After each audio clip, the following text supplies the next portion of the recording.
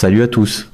Et si le chiffre le plus terrifiant de cette guerre était justement celui que presque tout le monde répète sans même se demander s'il décrit encore vraiment le champ de bataille, le texte source derrière ce script ramène toute la confrontation à un rapport brutal. Environ 155 000 armes alignées sur l'Iran contre quelques milliers d'intercepteurs israéliens, avec cet avertissement que le vrai danger, ce n'est pas seulement l'Iran en soi, mais le poids combiné de Téhéran, du Hezbollah, des Houthis et des milices irakiennes agissant comme un système de frappe distribué. C'est le choc, c'est le titre, c'est le chiffre conçu pour vous figer sur place. Mais la vérité plus profonde est encore plus dangereuse parce que la vraie histoire n'est pas un tableau statique. La vraie histoire, c'est que le Moyen-Orient se trouve maintenant pris dans un modèle de guerre bâtie en couches, missiles, proxy, perturbation du transport maritime, signal politique, profondeur industrielle et mathématique de l'épuisement. Si vous fixez seulement le chiffre choc, vous manquez toute la mécanique en dessous. Et une fois que vous voyez cette mécanique, la question cesse d'être combien d'armes l'Iran possède-t-il ? Pour devenir, combien de temps un État conventionnel peut-il encaisser un réseau régional conçu pour survivre en dispersant le risque, le coût et les représailles sur plusieurs fronts ?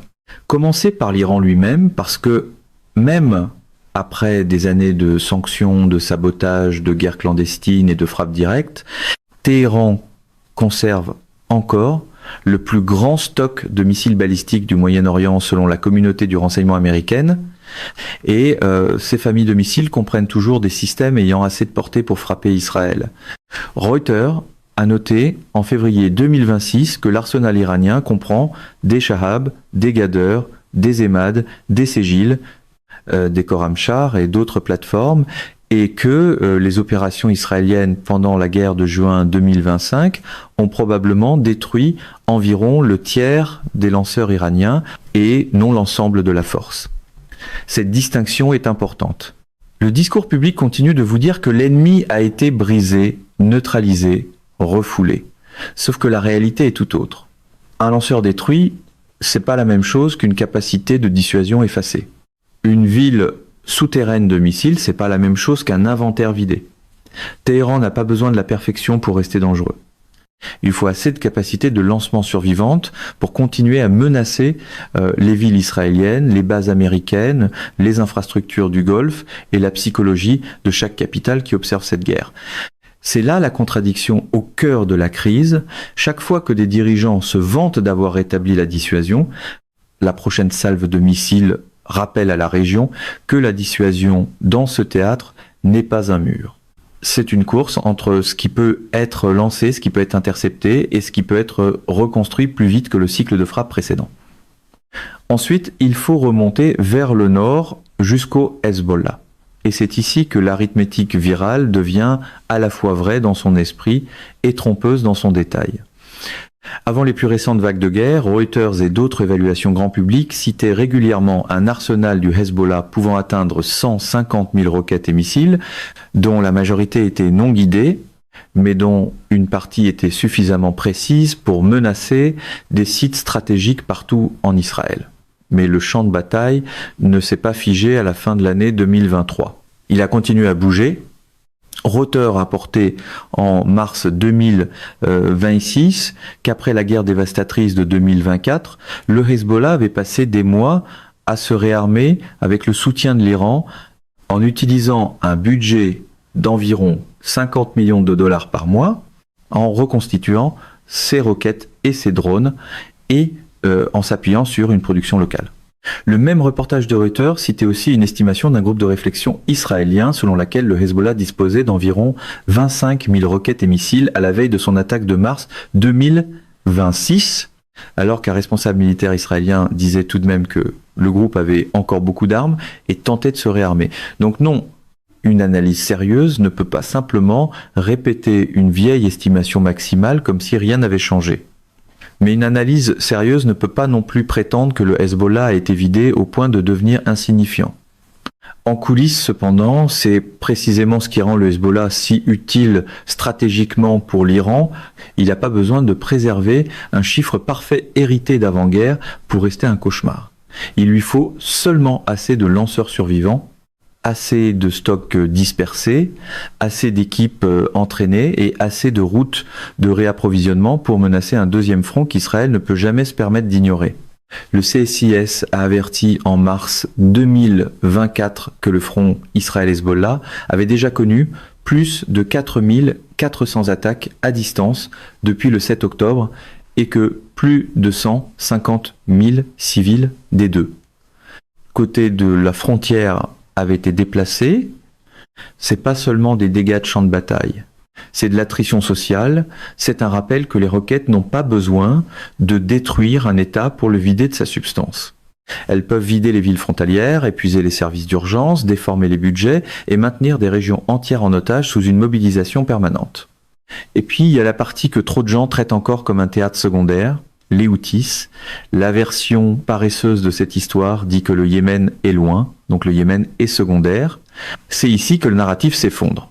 Reuters a rapporté en juillet 2025 que depuis novembre 2023, les Houthis avaient visé plus de 100 navires marchands en mer Rouge, en avaient coulé 4, en avaient saisi un autre et avaient causé la mort d'au moins 8 marins. Cela signifie que l'Axe ne construit pas seulement une menace de missiles contre des villes. Il construit une architecture de pression contre le commerce, les assurances, les routes maritimes et la confiance stratégique. Les Houthis se comptent non pas parce que chacun des missiles qu'ils détiennent peut atteindre Tel Aviv, mais parce qu'ils peuvent transformer une guerre régionale en crise du transport maritime, puis une crise du transport maritime en problème d'inflation, en problème énergétique, en problème de chaîne d'approvisionnement et finalement en problème politique à l'intérieur de pays très éloignés du site de lancement. Voilà comment un réseau de proxy multiplie sa valeur. L'arme n'est pas seulement l'ogive. L'arme, c'est le goulet d'étranglement. L'arme, c'est le pétrolier dérouté. L'arme, c'est la prime de fret qui grimpe discrètement pendant que les plateaux de télévision continuent à débattre de qui a gagné le dernier échange de frappes. Ajoutez les milices irakiennes et le motif devient encore plus clair. Reuters a rapporté en mars 2026 que plusieurs groupes irakiens soutenus par l'Iran étaient plus silencieux et plus divisés que d'autres proxys, mais qu'ils n'étaient pas insignifiants. Et Reuters a aussi documenté de nouvelles attaques à la roquette et aux drones depuis le territoire irakien contre des cibles américaines et diplomatiques en mars et en avril 2026. Donc l'Axe n'est pas une alliance militaire nette avançant en formation. C'est quelque chose de plus adaptable et, à certains égards, de plus résilient.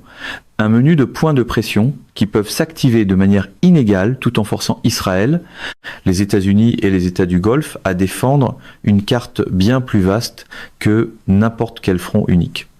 Maintenant, prenez du recul et regardez la courbe des coûts.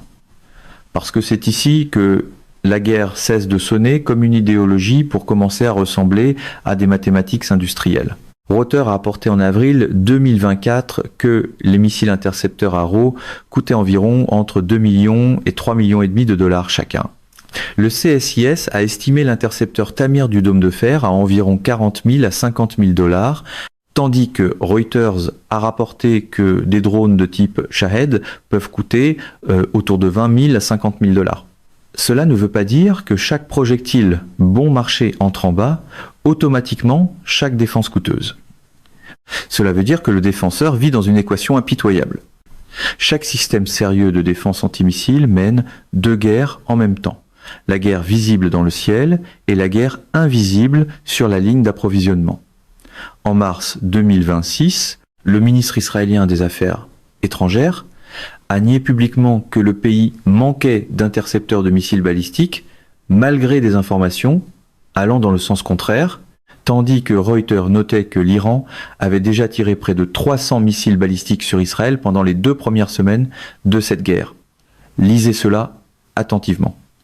Le point important n'est pas de savoir si un politicien admet une pénurie devant les caméras. Le point important, c'est que ce nombre est suffisamment sensible pour devoir être nié, parce que tout le monde comprend ce que l'économie des intercepteurs signifie dans une campagne prolongée. Si l'attaquant peut lancer des systèmes bon marché ou remplaçables en salve, et que le défenseur doit répondre avec des intercepteurs de précision coûteux, alors le temps lui-même commence à favoriser le camp qui peut accepter le gaspillage. Voilà pourquoi la comparaison virale dans votre texte source a résonné si fortement. Même là où ces totaux exacts peuvent être débattus, l'intuition derrière, elle est juste, la saturation distribuée est la stratégie, l'épuisement est le mécanisme, et l'objectif sur le champ de bataille n'est pas seulement de toucher une cible, c'est de forcer l'autre camp à continuer de payer, continuer de mobiliser, continuer de scruter le ciel, continuer de brûler des stocks qui prennent plus de temps et coûtent plus cher à remplacer.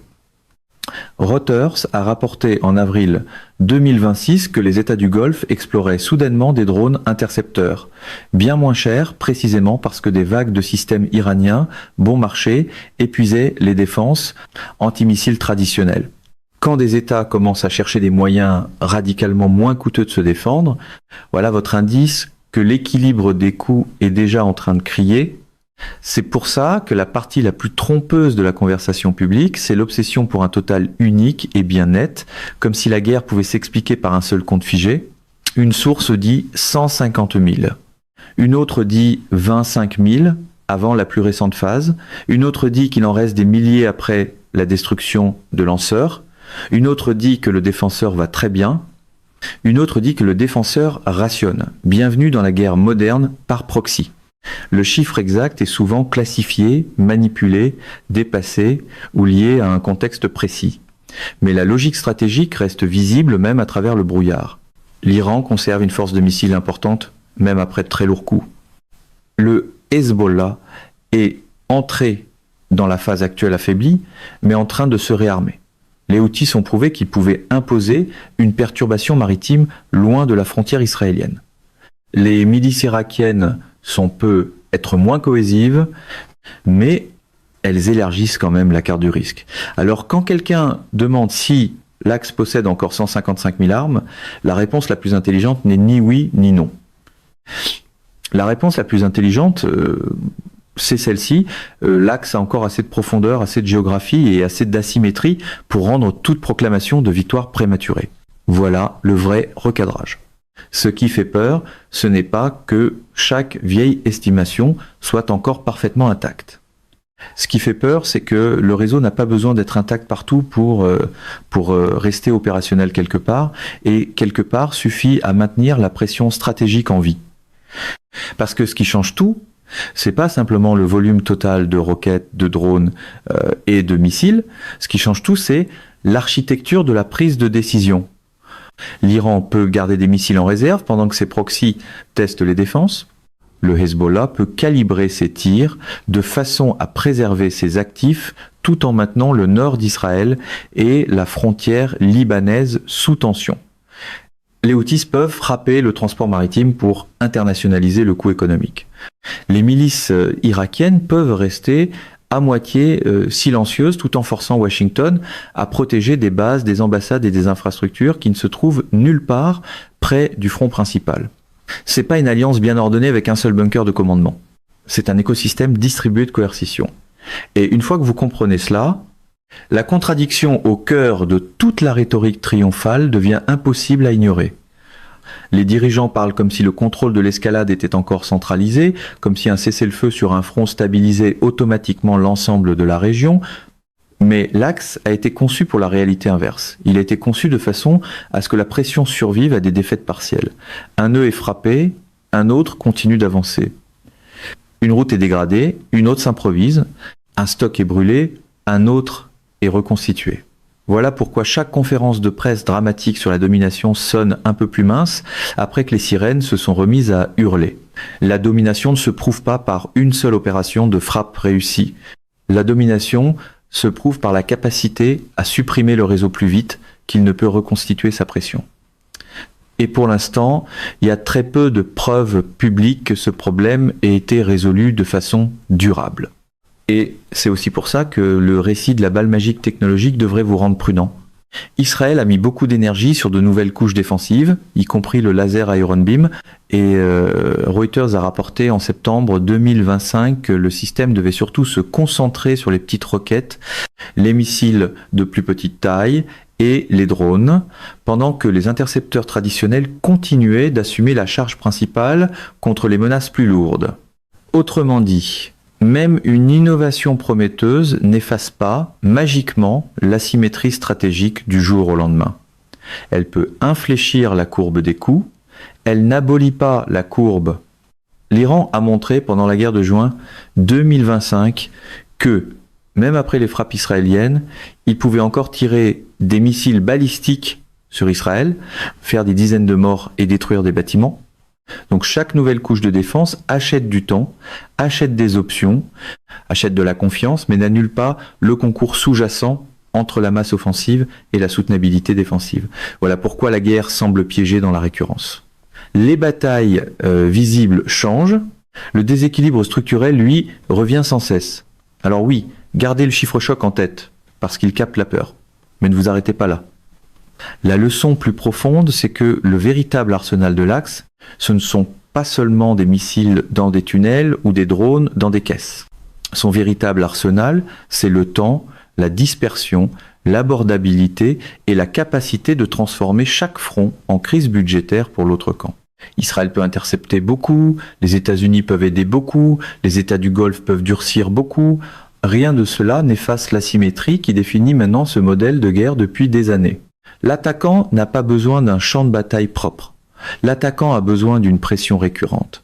Le défenseur n'a pas besoin d'une seule grande victoire.